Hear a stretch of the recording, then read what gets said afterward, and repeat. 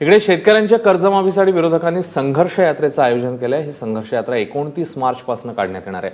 चंद्रपूरहून या यात्रेला सुरुवात होणार आहे आणि 3 एप्रिलला पनवेल इथे या संघर्ष यात्रेचा समारोप होणार आहे।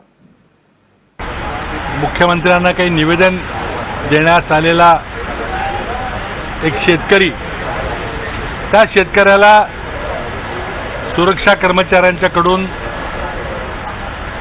बेदम मारहाण झाली, त्याला रक्तबंबाळ करण्यात आलं। सर्व विरोधी पक्षांच्या नेत्यांची आणि आमदारांची बैठक झाली। त्या बैठकीमध्ये कर्जमाफी संघर्ष यात्रा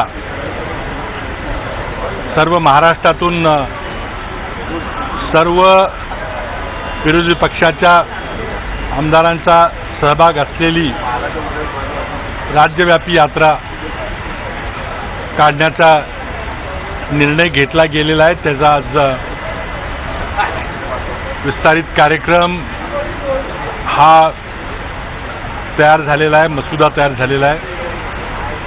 29 तारखेपासून या यात्रेला प्रारंभ होणार आहे।